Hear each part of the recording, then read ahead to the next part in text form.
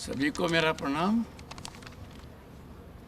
परम आदरणीय डॉक्टर कृष्ण गोपाल जी, सह सरकार्यवाह राष्ट्रीय स्वयं सेवक संघ,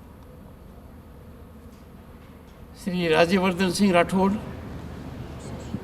honourable minister of industry and skill development, government of Rajasthan, Shri Ghanshyam Ojha ji, president Laghu Udyog Bharati, Shri Shantilal ji Balad, state president Laghu Udyog Bharti, और मेरे सामने काफ़ी परिचित लोग हैं, नाम भूल जाऊंगा। निम्बाराम जी हैं, बाबूलाल जी हैं, प्रकाश जी भाई साहब हैं, और कुछ तो साधुवाद के पात्र भी हैं। इतनी बड़े काम के अंदर इस हवन में उनकी आहुति दी गई है।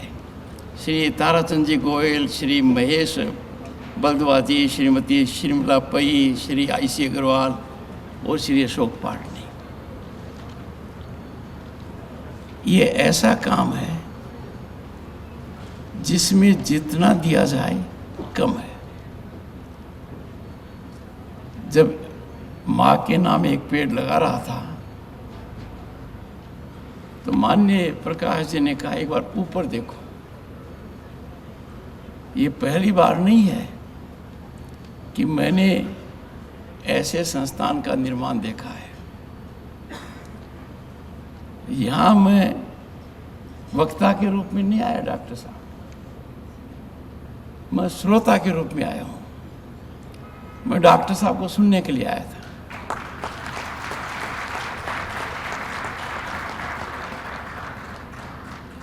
जब लोग आईना नहीं दिखाते हैं तो ऐसे स्थान पर आते हैं तो आईना दिख जाता है।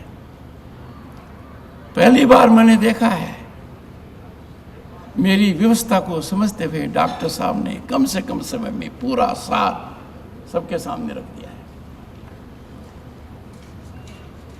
ये संस्थान देखिए, सोमन सिंह जी स्मृति कौशल विकास केंद्र, नाम ही सब कुछ है। आप लोग परिचित होंगे उनकी क्या कार्यशैली थी। सर्वप्रथम मैं उनको श्रद्धांजलि अर्पित करता हूँ। उन्होंने ऋषि दधीची की भांति अपना जीवन राष्ट्र को समर्पित किया। उनके सामने बहुत अच्छा विकल्प था, उसमें भी देश की सेवा होती, पर उन्होंने बहुत गहराई से अपने आप को देश सेवा में समर्पित कर दिया। इस संस्था को उनके नाम से जोड़कर उनकी स्मृति को तो अमर किया ही है, पर यह उत्कृष्ट मार्गदर्शन का लक्ष्य भी हमें दिखाता है। इसके लिए लघु उद्योग भारती की मैं प्रशंसा करता हूं, साधुवाद के पात्र। और जैसा डॉक्टर साहब ने कहा है, गुणात्मक बढ़ोतरी इस प्रकार के कौशल केंद्र से होनी चाहिए। डॉक्टर साहब ने बहुत गहराई की बात कही है कि आज देश में आर्थिक विकास हो रहा है, भारत लंबी छलांग लगा रहा है।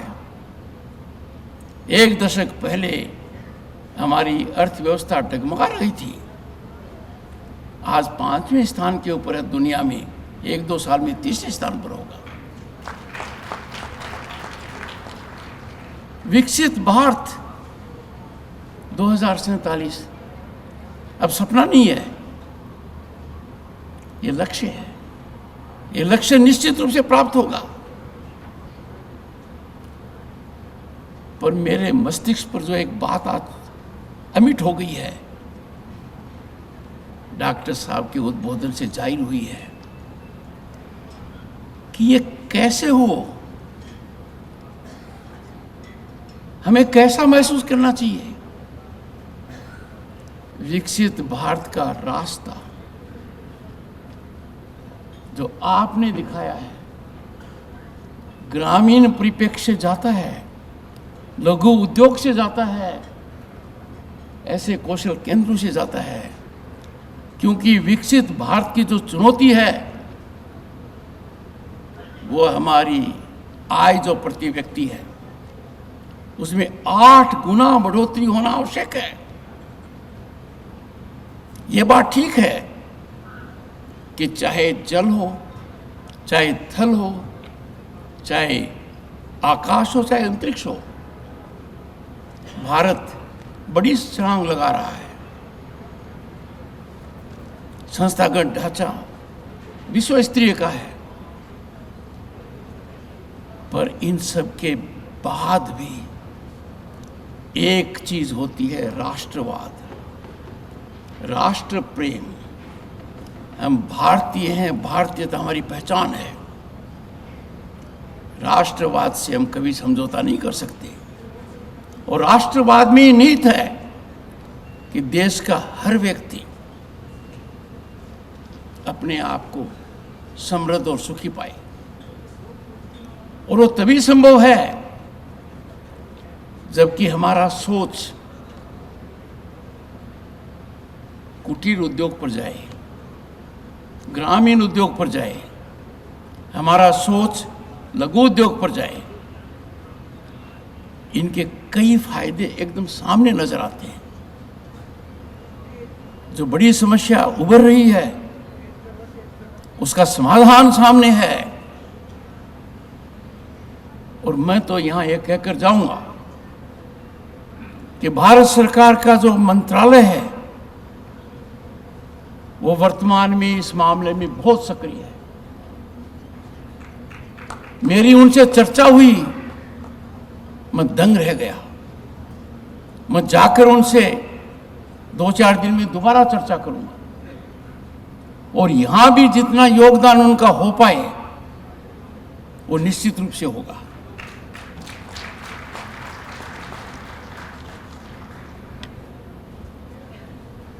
कौशल मनुष्य को तो तपस्वी बनाता ही है, हौसला भी देता है, और एक आत्मसम्मान भी देता है। और भारत में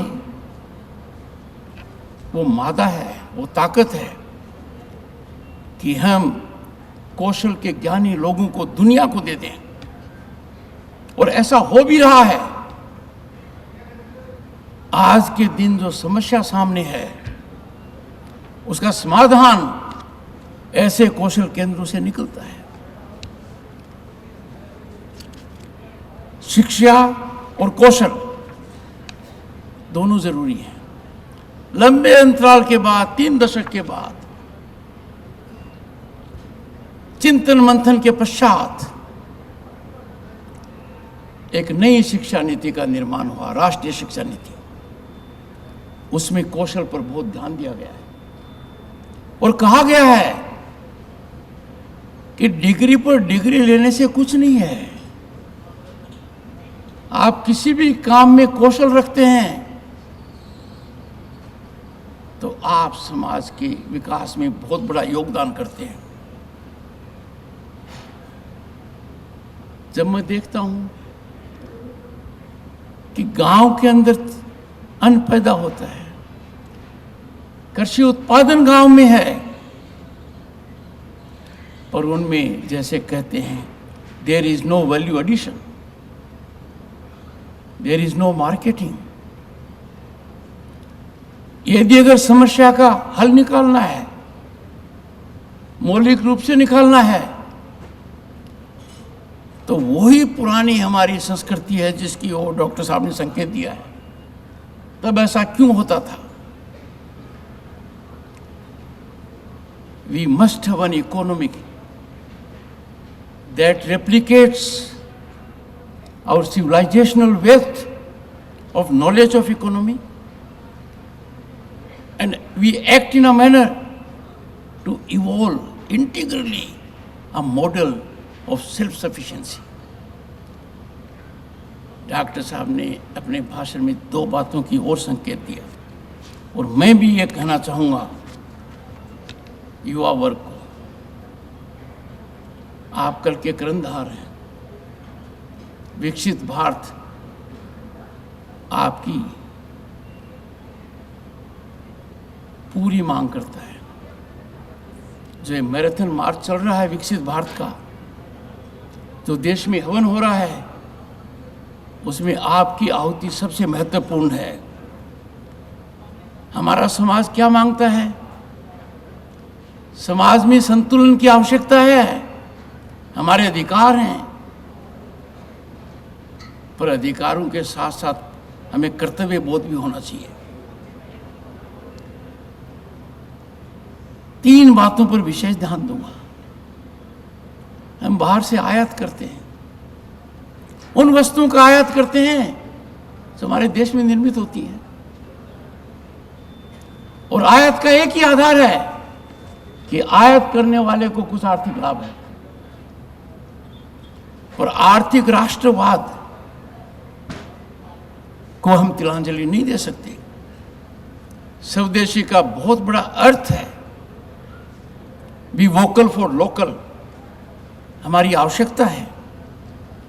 जब हम उस वस्तु का आयात करते हैं जो देश में निर्मित होती है, तो इसके 3 दुष्परिणाम होते हैं। पहला, हमारा विदेशी मुद्रा का भंडार है, उसमें एक छेद होता है। दूसरा, जो हाथ यहां वो बना सकते थे, उनसे काम छीना जा रहा है। और जो लघु उद्यमी अपना साहस दिखा सकते थे, उनकी प्रगति को कुंठित किया जा रहा है। मैंने 35 वर्ष देखा है विदेशी मुद्रा भंडार की क्या अहमियत है। देश का सोना स्विट्जरलैंड के 2 बैंकों में गिरवी रखा गया, क्योंकि भारत का विदेशी मुद्रा का भंडार $1 बिलियन के आसपास था, झोले खा रहा था। आज ये $700 बिलियन के बराबर है। दूसरा मेरा ये आग्रह है, कच्चे माल का निर्यात क्यों? जिसके पास भी कच्चा माल है, it can be mineral wealth, it can be other raw materials, धागा हो सकता है। जब हम कच्चे माल को देश के बाहर भेजते हैं, तो बाहर भेजने वाले को तो अर्थ लाभ हो जाता है, पर वही 3 दुष्परिणाम होते हैं। भारत जैसा देश can not add value to its raw material. हम वैल्यू ऐड करेंगे, लोगों को काम मिलेगा, उद्यमी को प्रोत्साहन मिलेगा। We must believe in it. और ऐसा सरकार को करने की आवश्यकता नहीं है। Economic nationalism must be nurtured by trade, industry, commerce, their organisations. और मान लो हम प्रगति कर गए, आर्थिक रूप से संपन्न हो गए, और हमारे में संस्कार नहीं रहे, तो क्या होगा? संस्कारों का सर्जन करना बहुत जरूरी है। जब ऐसे कार्यक्रमों में मैं आता हूं, तो मेरा मन जानता है कि यहां जो भी व्यक्ति है, वो मेरे लिए एक बहुत बड़ा आदर्श है। मेरी आपसे गुजारिश है, क्योंकि ये चिंता का विषय है। हम भौतिक आवश्यकताओं में इतने व्यस्त हो जाते हैं कि बच्चों में मूल्य, चरित्र और नैतिकता का निर्माण is relegated to the back seat. हमारी संस्कृति ने हमें सिखाया है पर्यावरण का सर्जन कैसे करना। आज तो क्लाइमेट चेंज अपने आप के अंदर भयानक बीमारी बन गया है। पूरी दुनिया चिंतित है, क्योंकि कोई दूसरी पृथ्वी तो हमारे पास रहने के लिए नहीं है। Climate change has become existential challenge. इससे निपटने में हर व्यक्ति का कर्तव्य है। मुझे कई बार इस प्रश्न को का सामना करना पड़ता है कि एक आदमी क्या करे। अरे भारत में बड़े परिवर्तन के लिए एक आदमी का ही योगदान है। हमारे सांस्कृतिक विचार हों, संसाधनों का विवेकपूर्ण अपने उपयोग करें। कोई व्यक्ति कह दे मैं तो आर्थिक रूप से बहुत संपन्न हूं, इसलिए ईंधन हो चाहे गैस हो चाहे पेट्रोल हो चाहे डीजल हो, उसका उपयोग मैं कर सकता हूं क्योंकि मेरे में आर्थिक अक्षमता है, वो गलतफहमी में है। We must engage into optimal utilization of natural resources. इसी वर्ष 26 नवंबर को संविधान अपनाने की शताब्दी की अंतिम तिमाही है और हमारा संविधान हमें जहां बोध कराता है हमारे अधिकारों का, वो हमारा ध्यान आकर्षित करता है हमारे दायित्वों पर भी, कर्तव्यों पर भी। और हमारे कर्तव्य क्या हैं? राष्ट्र हित सर्वोपरि रखना, समरसता और मातृत्व का निर्माण करना, सांस्कृतिक विरासत का संरक्षण करना, पर्यावरण की रक्षा करना।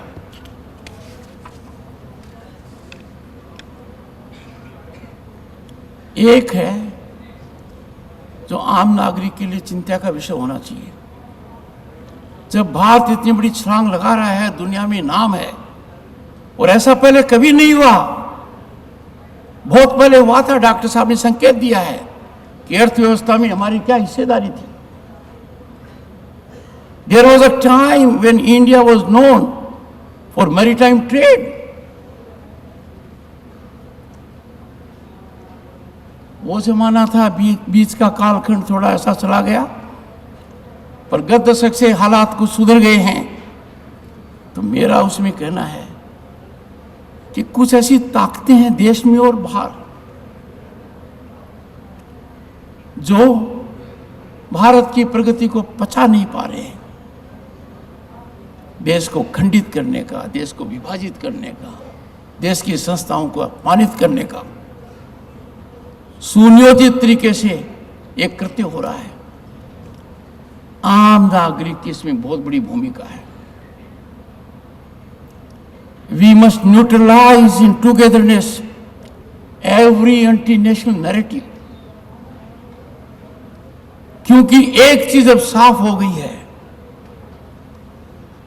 यह नहीं कहा जा सकता कि India is a nation with potential. That stage is behind us. India is on the rise.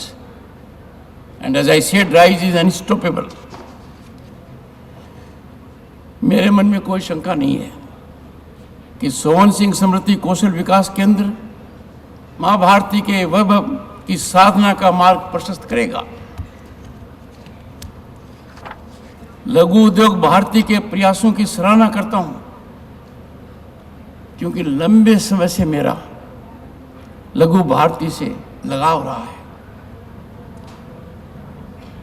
और संगठन से जुड़े हुए जो संस्थान हैं, जब वो कार्य करते हैं तो उनका नतीजा दूरगामी होता है। राजस्थान में बड़ा परिवर्तन आएगा जब ऐसे कौशल केंद्र हर जिले में होंगे। अब आज के दिन लगता है कि हर जिले में होना मुश्किल है, ऐसा नहीं है। हमारे समाज में हैं ताराचंद जी जैसे लोग अनेक हैं, महेश बंदवा जैसे, श्रीमती शर्मिला पई जैसे, आईसी अग्रवाल जैसे और श्री अशोक पाटली जी जैसे आप हर जिले में ढूंढ सकते हैं और ये निर्माण अति शीघ्र चालू होना चाहिए।